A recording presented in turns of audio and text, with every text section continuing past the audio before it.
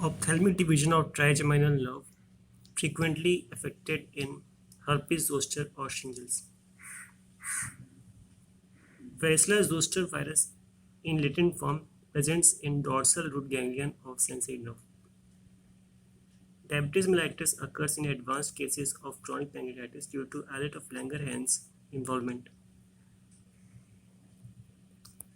Steatorrhea occur in chronic pancreatitis when more than 90% of exocrine tissue is destroyed. Extrahepatic portal vein obstruction is the usual cause of portal hypertension in childhood.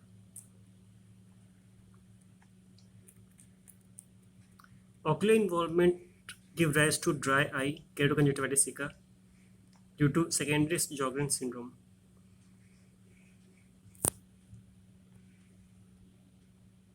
Hyperacusis may occur in Bell's palsy of nerve due to nerve to stapedis is involved.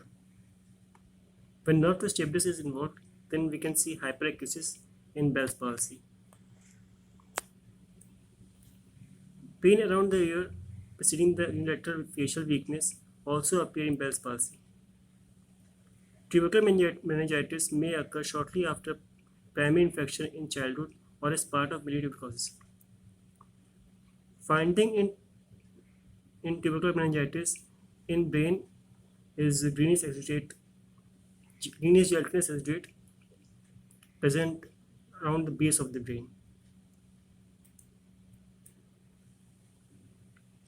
In psoriasis, fine diffuse scaling may be present on scalp, which may be difficult to differentiate from seborrheic dermatitis.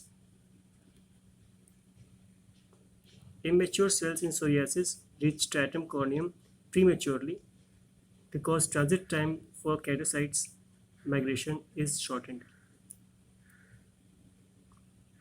Alport syndrome is associated with sensorineural deafness and ocular abnormality. Affected patient in Alport syndrome progress from hematuria to ESRD in their late teens and 20s. Schizophrenia is a psychosis characterized by delusion, hallucination, and lack of insight. Brain imaging in schizophrenia may show enlarged lateral ventricle. Tectoids form due to deoxygenated HbS in sickle cell anemia.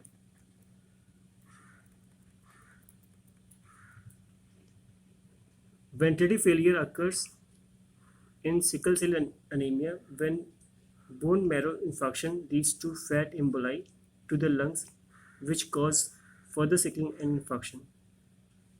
Arterial blood gas in pulmonary thromboembolism shows reduced PaO2. ECG in PT shows anterior T wave inversion.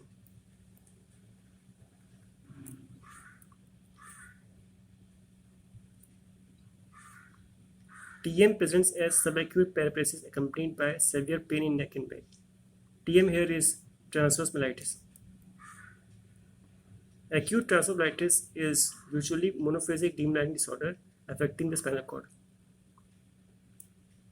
Decreased maximum mid-expiratory flow rate indicate obstruction in small areas. D-dimer is the most sensitive diagnostic test for pulmonary embolism. Cavitating lesions in the lung include Kalpan syndrome, vaginal granuloma, and squamous cell carcinoma.